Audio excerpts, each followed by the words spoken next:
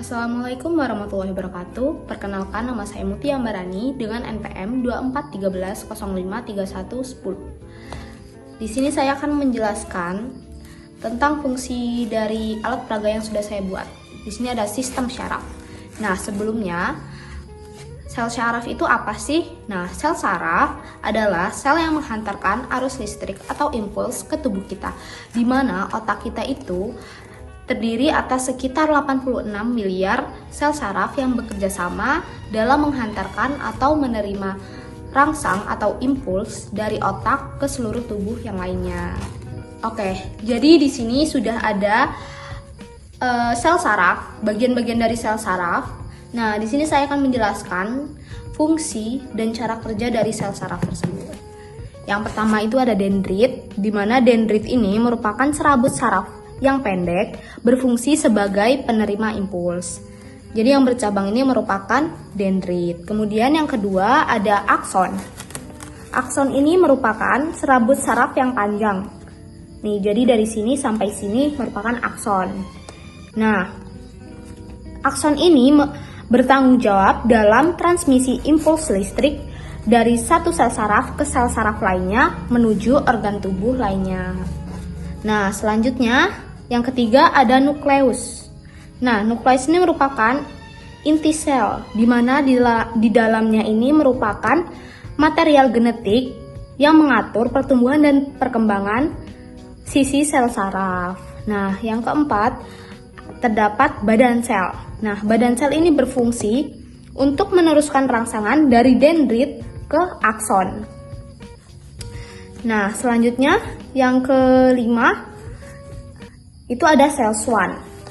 Nah, sel Schwann ini jadi di dalam akson ini terdapat dua sel, yaitu sel Schwann dan selubung mielin.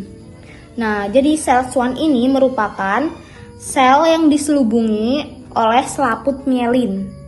Nah, jadi sel Schwann-nya ini yang hijau pekat, kemudian yang selaput mielinnya yang kuning.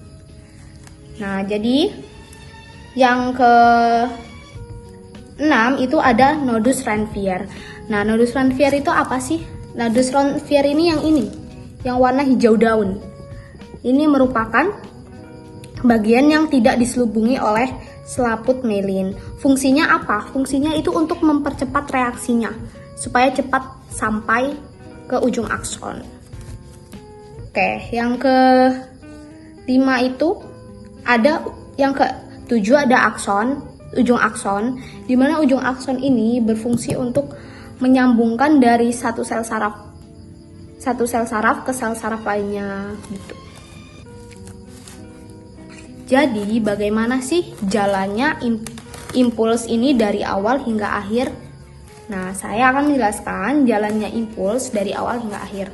Yang pertama itu ada rangsangan itu diterima oleh dendrit. Jadi ada rangsangan, ibaratkan ini rangsangan. Rangsangan ini diterima oleh dendrit. Kemudian oleh dendrit ini diteruskan ke badan sel. Nah, ke badan sel ini kemudian menuju akson.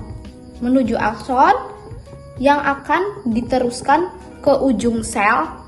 Nah, ke ujung sel ini kemudian akan dilanjut ke efektor, di mana efektor itu merupakan alat gerak seperti tangan, seperti kaki, seperti dan lain-lainnya, alat gerak lainnya.